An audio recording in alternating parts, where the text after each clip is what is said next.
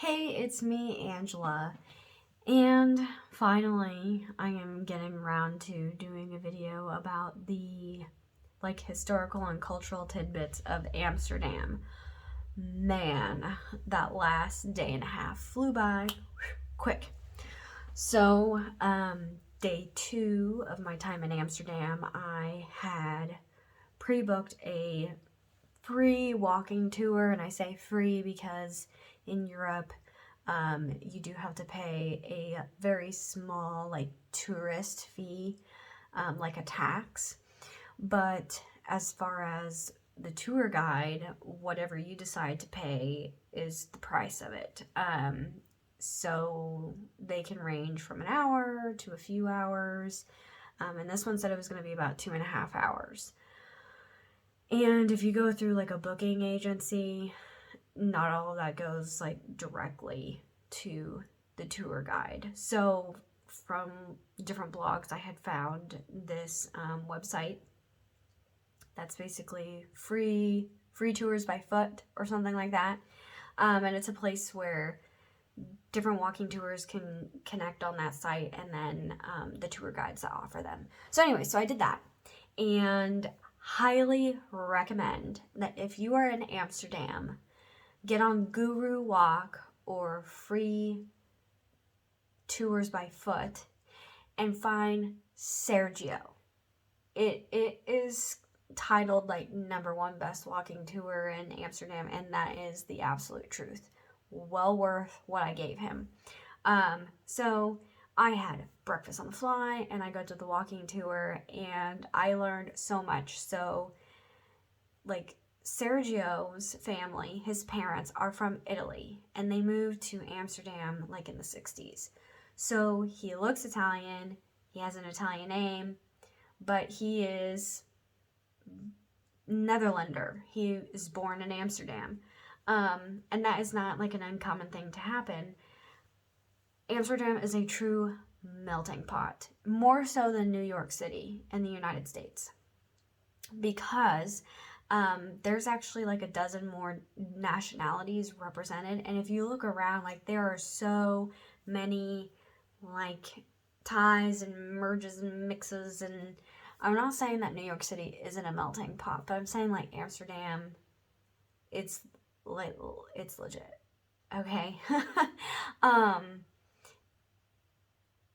And also, in a way, it's an original melting pot because of all of the trade that happened way back in the Golden Age. So I'm not going to give you dates because I don't remember any, but I'm going to try to give you the best information that I can recollect, and you can fact check whatever you want. So on this 2.5 hour excursion, we go around some really interesting areas that I probably wouldn't have poked around and looked at otherwise in Amsterdam. So some little side streets and things like that. But some things to remember. Let's start with the architecture, okay? Because there's been a lot of pictures that I've taken and questions, comments, whatever about structures. Okay, so if you noticed in my pictures, the houses are very narrow, and there are no balconies in the old parts of Amsterdam. You can tell it's a newer part of Amsterdam because you'll see some balconies, and all the houses lean to the left, to the right, but all of them for certain lean a little bit to the front, and if they don't, there's a reason for that. Okay, so why do all the houses lean? Each house that is in the Amsterdam area, because Amsterdam essentially hundreds of years ago was swampland. And then basically through ditches, some of the water was flooded out, and then also utilized for some agriculture. The tulips, which are actually not native to Holland. And Holland is a region. So Holland means hollow land. And Netherlands, I can't remember, but basically, it's a swampland. Okay, so in a video I mentioned things like I was learning words. And ditch, it's ditches because like canals essentially were ditches. Okay, some of this again may not be accurate. You can fact check whatever you want. All right. So, stilts. All the houses are on wooden stilts that are just, drove into the ground essentially. And that is what is keeping those houses up on the ground more or less. So when they start to lean one way or the other, it's because those stilts are rotting. Central Station is on like 16 or 19,000 wooden stilts. Thousands. Like, can you imagine how many trees it would even be? I know Sergio mentioned the math on it, and I don't remember. It's like a forest or something. Okay. But all the houses, proper houses, should be leaning slightly forward, and there's a reason for that. So in some of the pictures, you might notice at the very, very top of houses, there's a hook. Try to do this. There's a hook that hangs out from the house. So let's say this is the house. You got a hook. That's because through a pulley system, throwing a rope, that is how they would haul up heavy furniture, pianos, beds, whatever. They still use it today. In fact, when I was on the walking tour, we went by a home in which people were moving and they were using an electric lift, which is very expensive. And I also noticed a hotel that I had passed by, they were getting, supplies. And there is a sort of electric lift that goes step by step. So, like, we have little dollies that you can put heavy furniture on, and then you just, like, pull it up the stairs. No, they have, like, an electric one that, like, helps it climb up the stairs. It was fascinating. I don't know why I'm so into this. But anyways, the houses lean slightly forward so that when you hauled all this stuff up on the pulley system, it wasn't just crashing into the windows, because there's pretty large windows on the buildings, and they were very expensive to replace. So it helps, things kind of lean away from the house. In addition to that, most of the homes in the older part of Amsterdam weren't originally homes. You can specifically tell if it wasn't originally a home because there are wooden shutters that go over the windows, and those would have been warehouses. So that in itself I found really fascinating, the architecture. But you can definitely tell when you get into a newer part, for sure, because the architecture changes in the sense of the way things are leaning, not so much forward, and the balconies and things like that. There was one building I walked by and I almost took a picture. It was clearly leaning back, which was probably not a good thing. Okay, and in some places you can see where they're kind of like splitting apart. So there's that.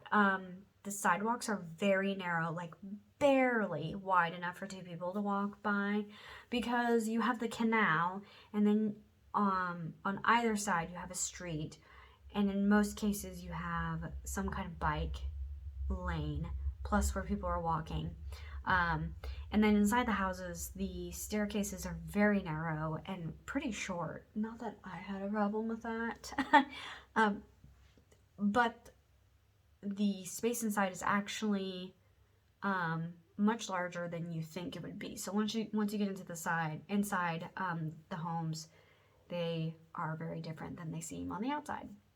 And if you didn't catch on one of my pictures, if you don't have me on Facebook, there are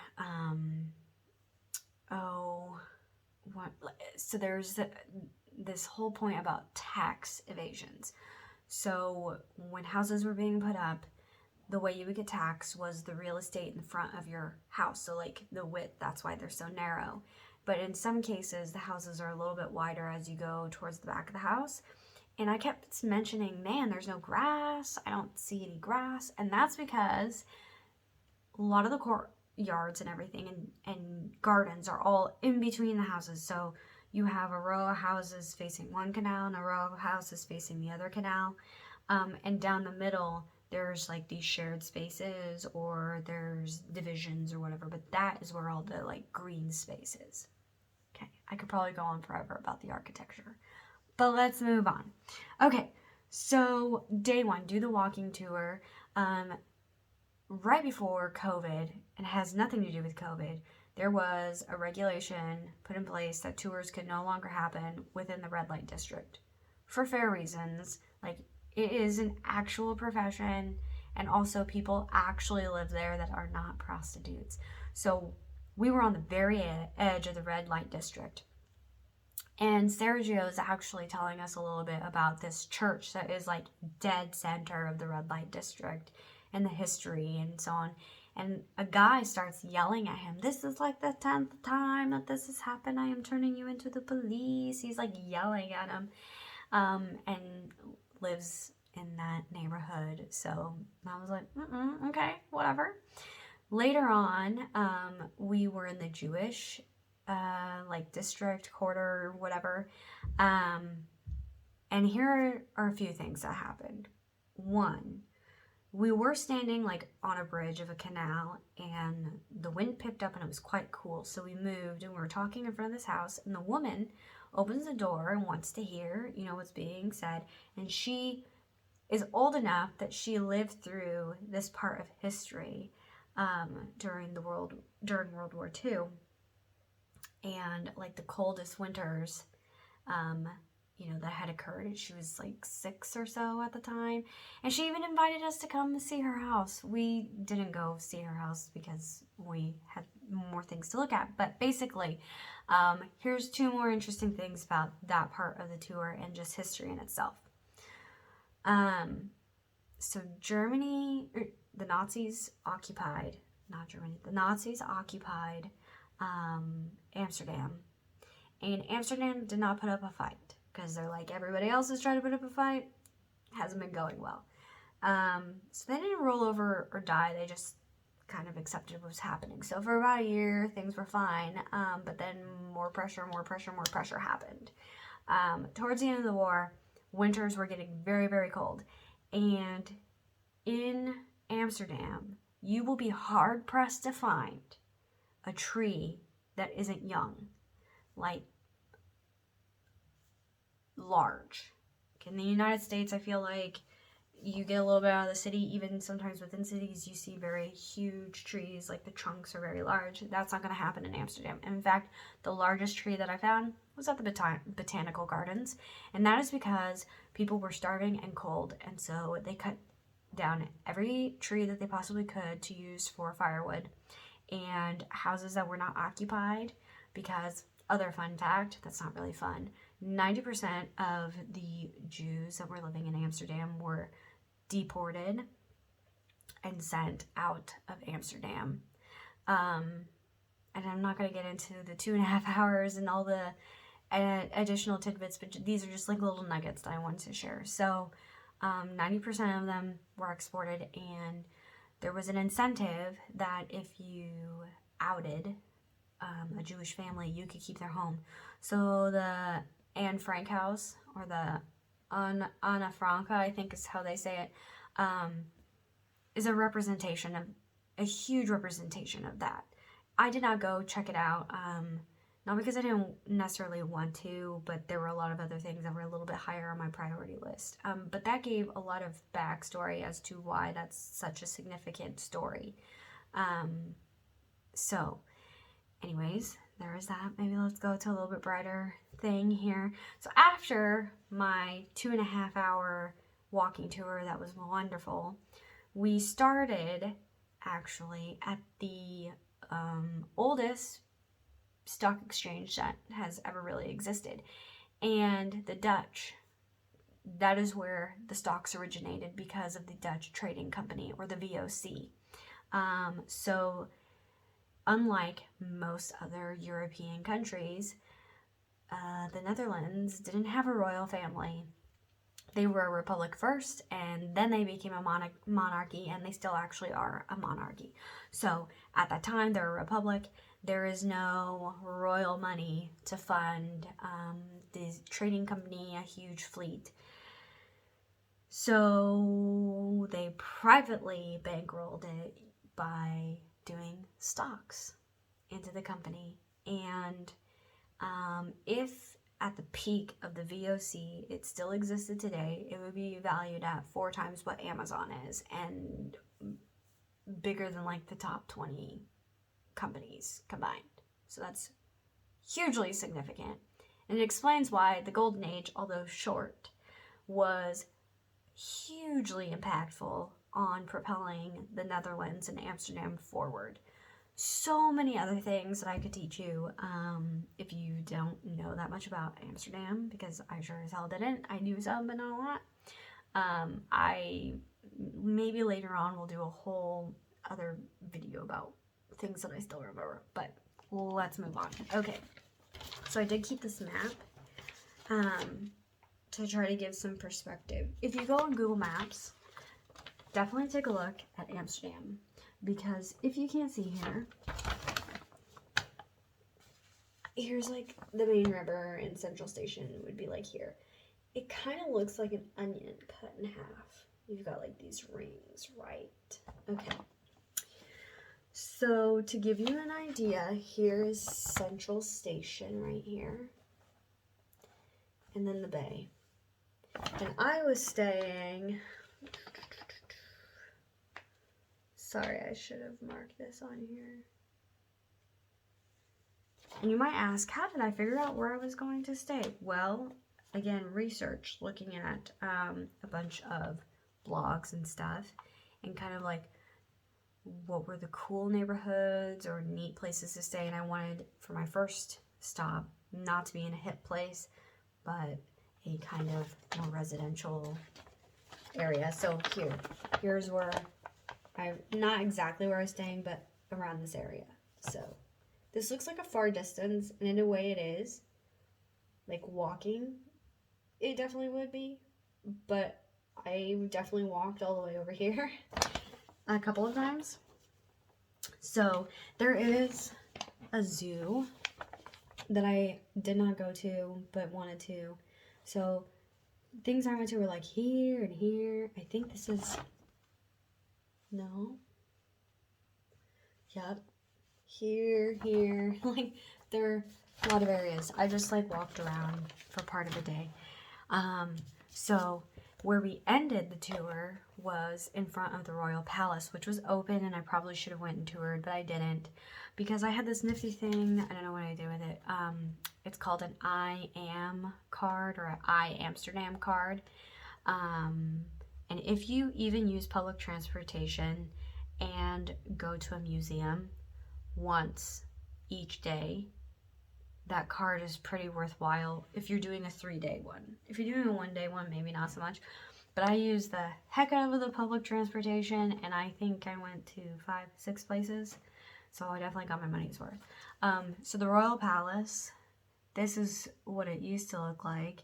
But basically, it used to be the city hall, and then when there was a royal family, where were they going to live? But only one king ever lived in the Royal Palace, but it's basically a converted city hall. It doesn't look super regal or anything, but apparently the inside was renovated to be more regal. Again, would have wanted to go, but I didn't. I would have had to pay more to go to it, and I was trying to just go to as many things as I wanted to go to that were free with my I Amsterdam card. So after I got done with the walking tour, I had made a reservation for the Rijksmuseum.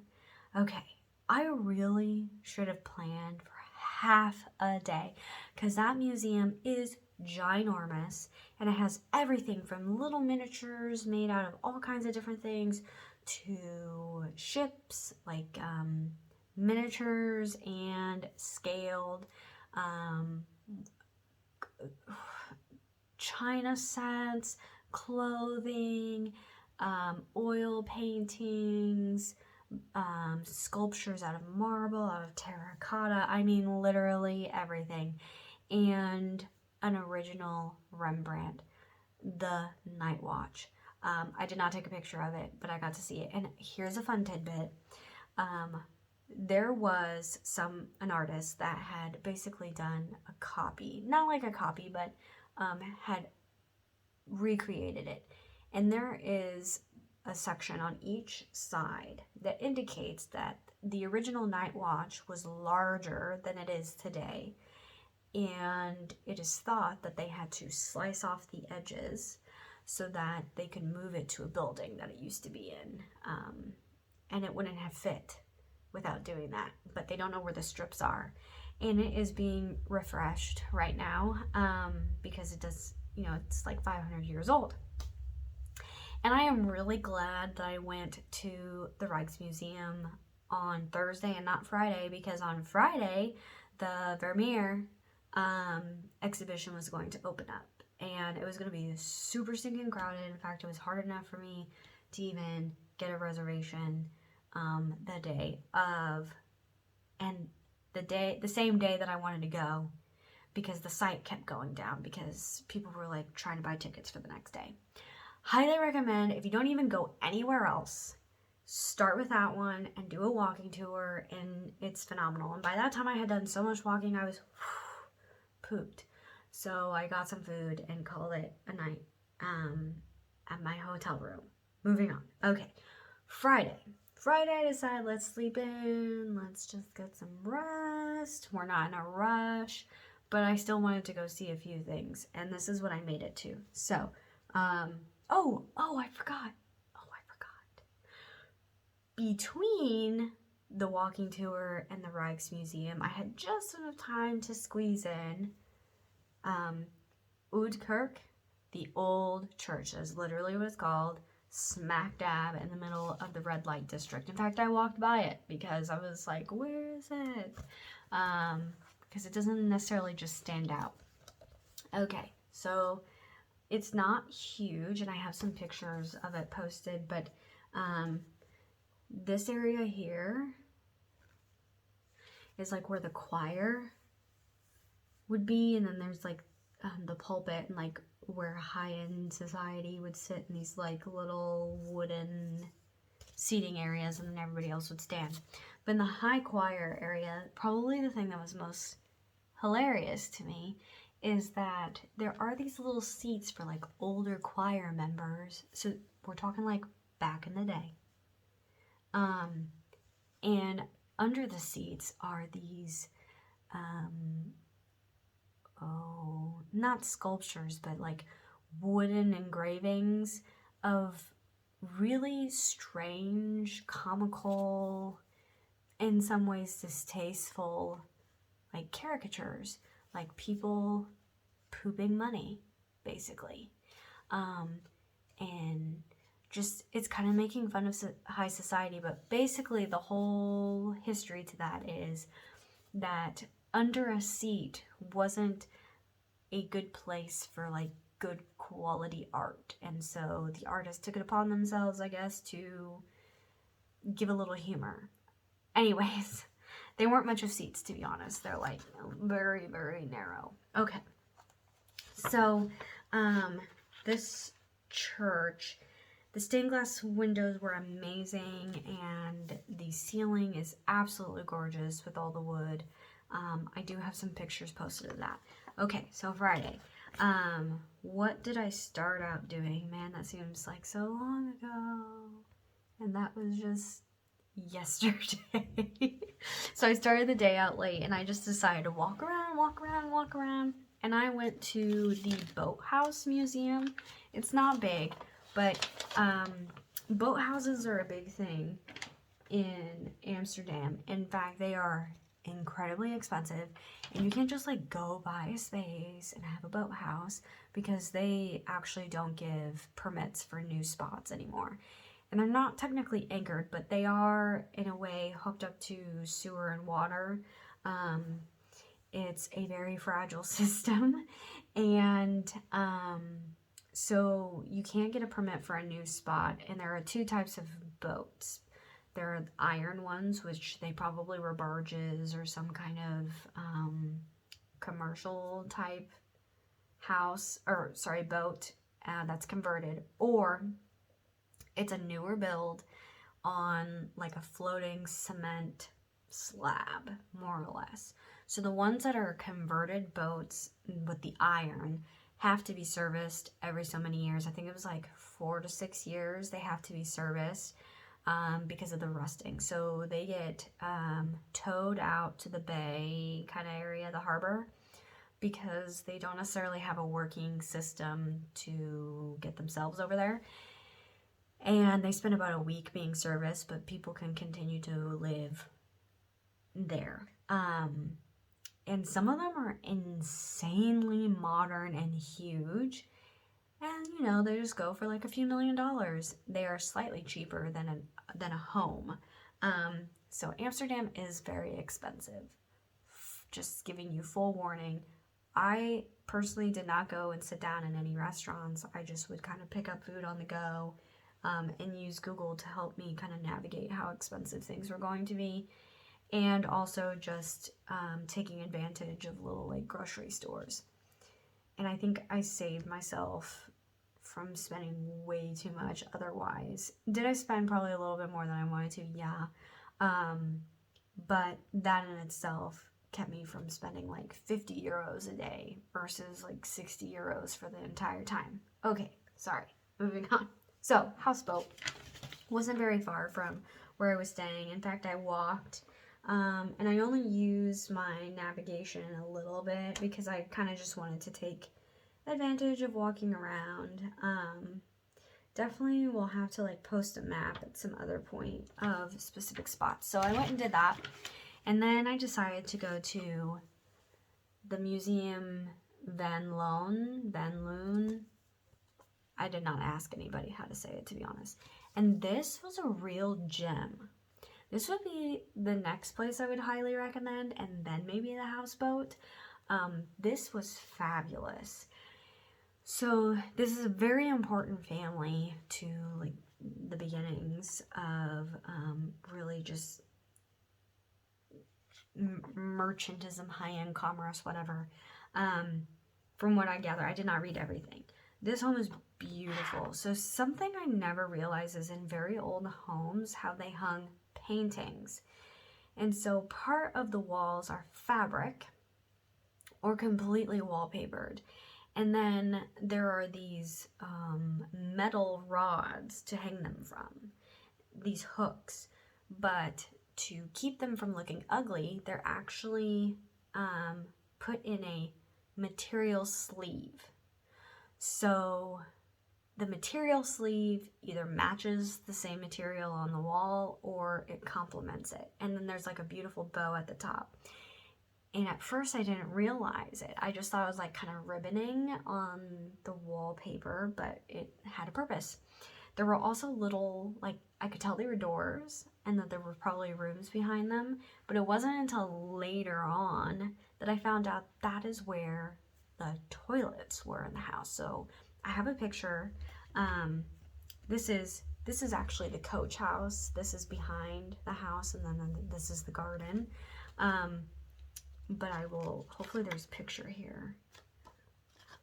It's not going to be very big though. There are technically 4 levels to this house because the top was renovated from being like servant quarters into what the family lives in now. So yes, the family still lives in part of the house. There is not a picture of it. Okay, so basically there's these 2 kind of wings. And when you're behind the house, you can see them. And on each floor, there's these 2 little rooms with these hidden doors, and those are your privies. And it was in the 60s that they were finally kind of updated to something a little more modern. And that's why they're not on display, because they don't match the the original house, because everything else is pretty much original. So there are 3 floors that you can see. The basement, which most of the houses technically don't have basements, but that is where the kitchen was. So to give you kind of an idea, you enter from the street here, and then there's like these sitting rooms in a way, and then this area you couldn't see, but it was a dining room, and there was this beautiful like garden room with beautiful light. Okay, then the basement here, there are usable bathrooms that have been updated and everything. And something to note, I don't think I went to a single bathroom that was unclean, but I will tell you not all bathrooms are free. And so I planned accordingly with all of my museum and food visits so that I could use bathrooms for free. Highly recommend going that strategy. Anyways, so bathrooms, and then you have like the kitchen and the pantry and the wine cellar are all down here in this area. But to get out to the gardens, you went out this way. I mean, this is closed, but the family would have used this way. Okay, and then this whole space here, the family owned, and is beautiful garden space. And then this is the coach house. So essentially, let's say these are other homes, and there would be this open space, and then there would be another row of homes. So in some cases, these high-end families that had these coach houses may have like sold part of it and renovated it to be another home, or they kept it and used the space. So this particular home still has an original coach, like a carriage. It's beautiful, and it's one of the very few that still exist in Amsterdam of that, caliber that is still fully functioning. So this would have been like the stables and where they kept their carriages, and then it was right out on this other street, so they could just like load up and go. All right, and then there's this upper floor. So as far as bedrooms go in a house, it's actually very few bedrooms for this time period, but the rooms are very large. Because that was something I noticed. So there's a room that's like the main room, and then there was one with twin beds. It's also a library, and there are bookcases enclosed in the walls, but you couldn't see them. And then these would have been other bedrooms, and some things have been converted and so on and so forth. Anyways, so that was really interesting in itself. And each room had a theme, like the sheep room, because there's sheep in the wallpaper. The red room, because it's all red. And also, French people are kind of rude and loud. And I'm going to say this because I experienced run-ins with French people a few times on this trip in Amsterdam. There was a whole bunch of French students. They were definitely speaking French all throughout the museum, and they were very loud. And they were art students, like, doing something about restoration, and some of them were drawing, and they were using gloves, and they were looking at some of the furniture, and so on and so forth. And they were being very loud, and there were definitely other people in this museum. It is hours of operation, music playing, laughing, talking loudly. So it was kind of annoying, and that wasn't the first time that had happened to me. So I went and did that, and then the last thing I did for the day was go to the botanical gardens, the Hortus Botanical Gardens. Absolutely lovely, and I probably could have pushed myself to go to one more place, but honestly, you don't have to cram in everything that you possibly can. So some things that I wish I would have gone to and didn't, because it was just kind of out of the way, was like there's a castle that I wanted to check out. It didn't happen. I also wanted to go on the backside. So here's the bay, here's Central Station. This is on the other side of the river, Adams Lookout. You can basically hang off the swing and swing off, and it's like the tallest part here. I chose not to do it though because of the weather. It's very overcast, very cold, and I didn't think it would be worthwhile. So I did not do that. And I marked some things here. The other thing I wanted to go to was on the tour. Sergio had pointed out hidden churches. Okay, so I mentioned briefly that there's a difference between, in another video about coffee shops and coffee houses. There's also this thing about churches. So there was a time, Protestant versus Catholic. We all kind of know the story. It's not a new one by any means. So anyways, there was a time where Catholics were practicing in secret, and there were 20 secret churches, and the churches were in the top floors or an attic space of houses, because apparently Netherlanders are all about turning a blind eye as long as there's some kind of transaction of payment happening. So anyways, greedy folks apparently. I wanted to go see, there used to be 20 of them and now there are only 4, this church. So the first 3 floors of the house are house, but this top floor is a legitimate church.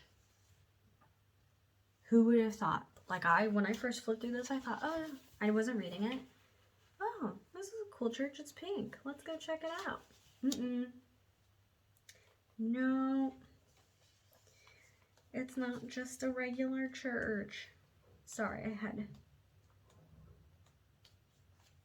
leafed through a couple of things here.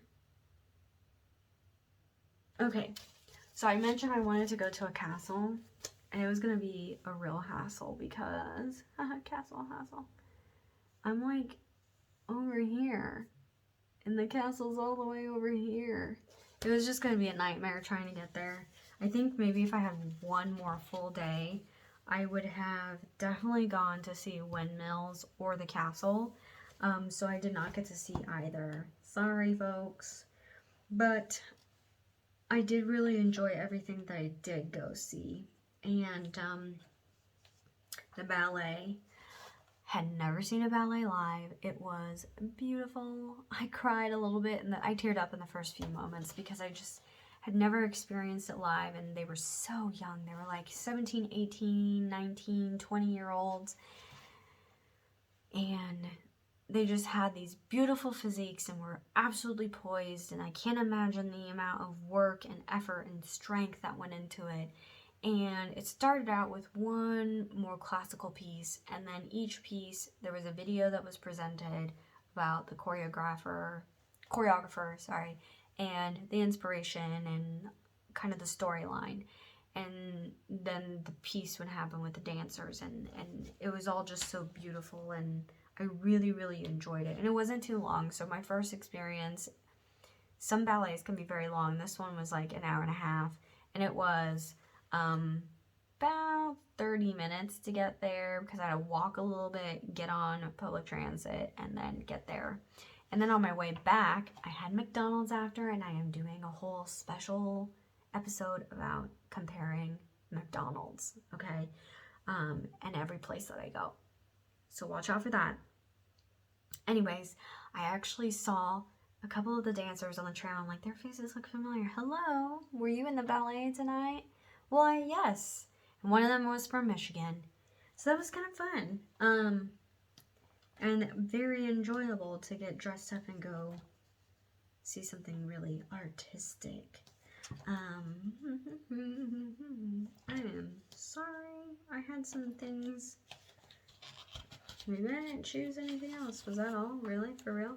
Okay, maybe it was. Oh, here's the castle that I wanted to go check out. That would have been cool, right?